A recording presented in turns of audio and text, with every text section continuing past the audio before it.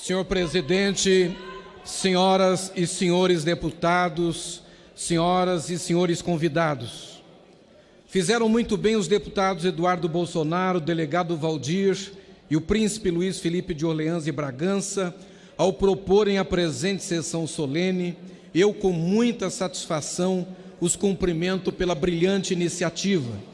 É uma honra poder falar nessa sessão solene em nome da minha bancada e do meu partido, o Podemos.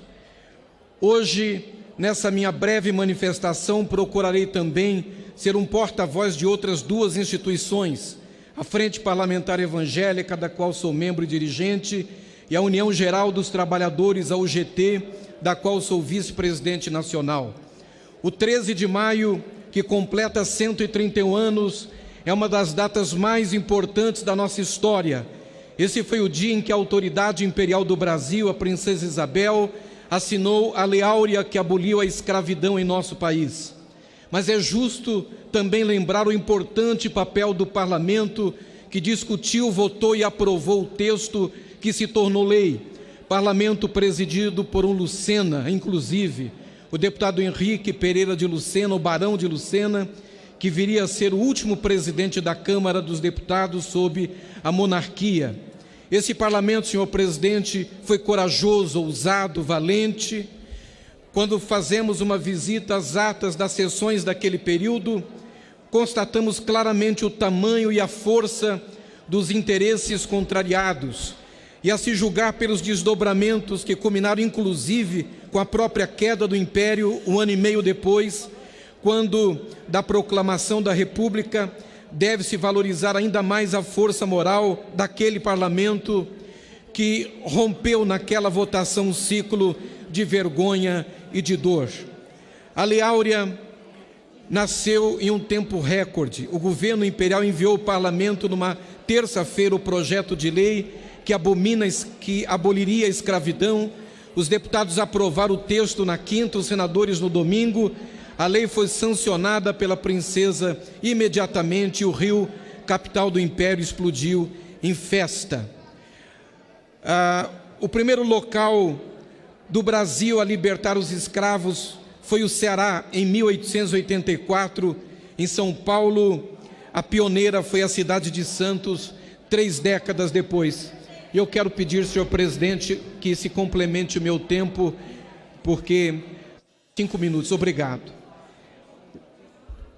Redenção da Serra foi a primeira cidade do Vale do Paraíba a libertar os escravos em fevereiro de 1888, 3 meses antes da Lei Áurea, assinada no dia 13 de maio daquele ano. A exemplo de redenção, outras 2 cidades no Vale do Paraíba libertaram seus escravos quase que na mesma época, Taubaté e Caçapava. Agora, temos, senhor presidente, afrodescendentes que se destacaram pelo seu talento, pela sua capacidade, pela sua bravura, pelo seu exemplo, e ajudaram muito e têm ajudado na superação do preconceito, da intolerância e do racismo no Brasil. São ícones do passado como Nilo Peçanha, o primeiro presidente negro do Brasil, Ernesto Carneiro Ribeiro, biomédico, professor, linguista e filósofo, escritor, marco do simbolismo no Brasil, Carolina Maria de Jesus, escritora paulista, publicada em mais de 14 idiomas, Luiz Gama, escritor, jornalista, advogado, o maior abolicionista do Brasil, Francisco José do Nascimento, Dragão do Mar, inscrito no livro dos Heróis da Pátria, e Machado de Assis, e mais recentemente o grande geógrafo brasileiro Milton Santos, e do presente como Pelé, Joaquim Barbosa, Luiz Linda e outros tantos escritores, atletas, empresários, artistas, advogados, magistrados, sacerdotes, médicos, engenheiros, pensadores e outros. Mas eles sempre tiveram que fazer um esforço maior, andar um passo a mais, superar mais dificuldades, como nossos colegas, o deputado Hélio Lopes, o mais votado nas últimas eleições, e a ex-governadora e ex-ministra Benedita da Silva, ambos do Rio de Janeiro. Quero, e concluo, senhor presidente,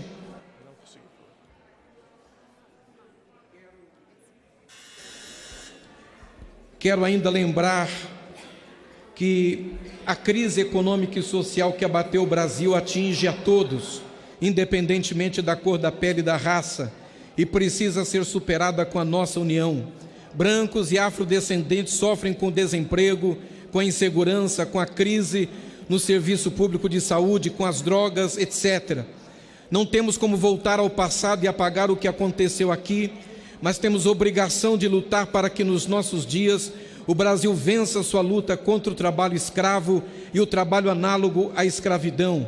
Finalizando, quero fazer referência ao projeto de lei 7946 de 2017, de minha autoria, que acrescenta artigos à Lei 4503/64 para determinar a cassação por 10 anos da inscrição do CNPJ de empresas que façam uso direto ou indireto de trabalho escravo.